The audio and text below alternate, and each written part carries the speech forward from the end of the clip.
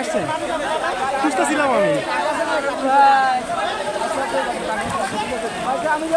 নামো না ওখানে নামো। ভাই ঠিক আছেন তো না? ভাই ঠিক আছে ভাই। সব ঠিক আছে তো ভাই? হ্যাঁ ঠিক আছে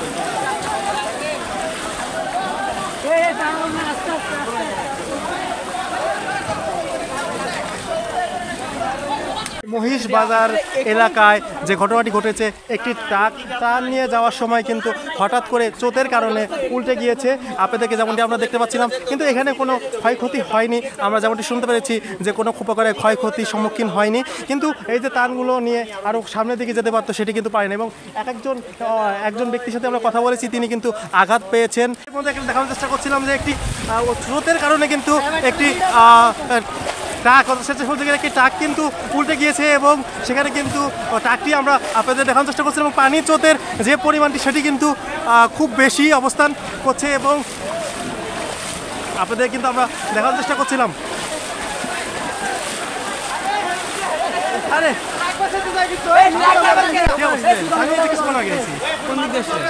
তুমি কোন দিক দিয়ে আসছেন? খুঁজতেছিলাম আমি। নামো না ওখানে নামো। ভাই ঠিক আছেন তো না? হ্যাঁ ভাই ঠিক আছে ভাই। সব ঠিক আছে তো ভাই? হ্যাঁ ঠিক আছে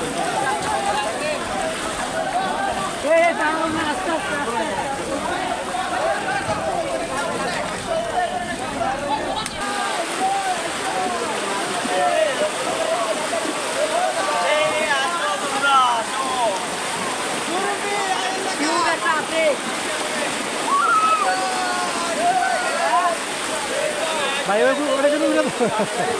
এটা নিয়ে কিন্তু যাইব গা।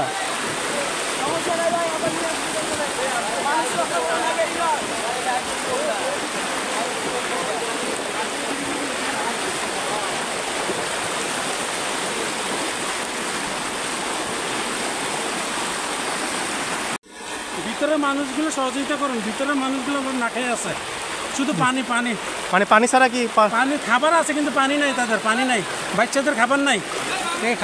খারাতিয়া গাজীপুর বুরবুনিয়া। হ্যাঁ, ঢাকাবাসীর উদ্দেশ্যে আপনার কোনো বার্তা আছে কিনা? হ্যাঁ, ঢাকাবাসীর জন্য আপনার কোনো সবাই সহযোগিতা করুন, সবাই সহযোগিতা করুন। স্রোতে দাঁড়িয়ে থাকা যাচ্ছে না। যদিও আমরা আপনাদেরকে দেখাচ্ছিলাম যে ভেলা কিন্তু আসলেও সেটি কিন্তু একদিক থেকে আসলে অন্যদিকে চলে যাচ্ছে। উদ্ধার স্বেচ্ছাসেবক যারা রয়েছে তারা কিন্তু অনেক কষ্টে তারা নিয়ে যাচ্ছে, স্বেচ্ছাসেবক যারা রয়েছে। কিন্তু এই যেগুলো ভেলা রয়েছে সেগুলো কিন্তু এই পানির ভিতর দিয়ে নিয়ে যাওয়াটা, স্রোতের ভিতরে নিয়ে যাওয়াটা খুবই কষ্টসাধ্য ব্যাপার।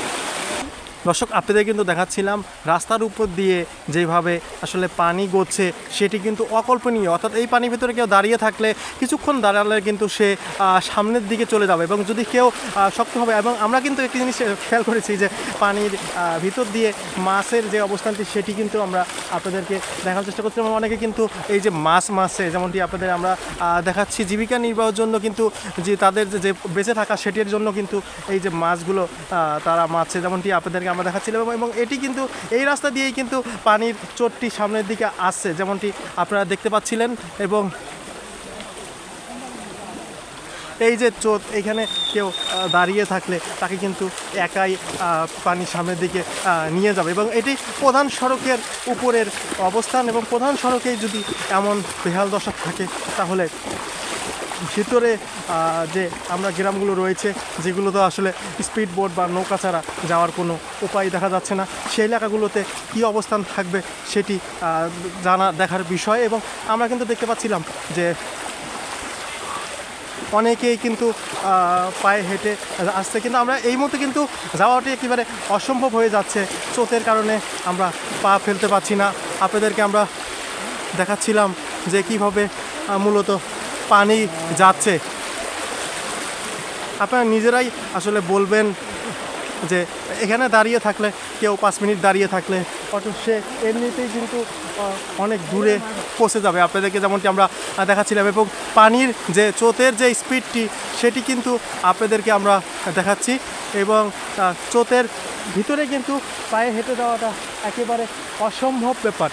আমরা কিন্তু দাঁড়িয়ে রয়েছি আপনাদেরকে দেখানোর জন্য এবং খুব কষ্ট করে এখানে দাঁড়িয়ে রয়েছি এই যে অবস্থানটি দেখানোর জন্য, কারণ এইখানে যেভাবে পানি গড়ছে মানুষ কিন্তু পায়ে হেঁটে যেতে পারছে না এবং একেবারে অসম্ভব একটি বিষয়। এবং কুমিল্লাবাসী কিন্তু আজকে ভালো নেই, তারা খাবার পেলেও কিন্তু আজকে কিন্তু তারা ভালো নেই। তারা যেটি বলছে যে তারা 57 বছরের মধ্যে তাদের বাবা দাদা যারা ছিল তারাও এমন বন্যা কখনো দেখেনি। আগে হয়েছে সেটি কিন্তু খুব সামান্য বন্যা, কিন্তু আজকে যেটি হচ্ছে যেমনটি আমরা আপনাদেরকে কিন্তু ভিডিওর ভিতরেই দেখাচ্ছিলাম যে অবস্থানটি।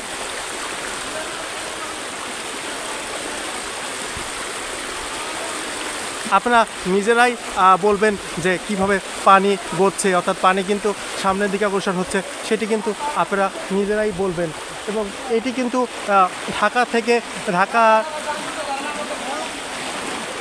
আমরা কিন্তু সামনের দিকে যেতে পাচ্ছি না, অনেকে কিন্তু আসতে পর্যন্ত পাচ্ছে না।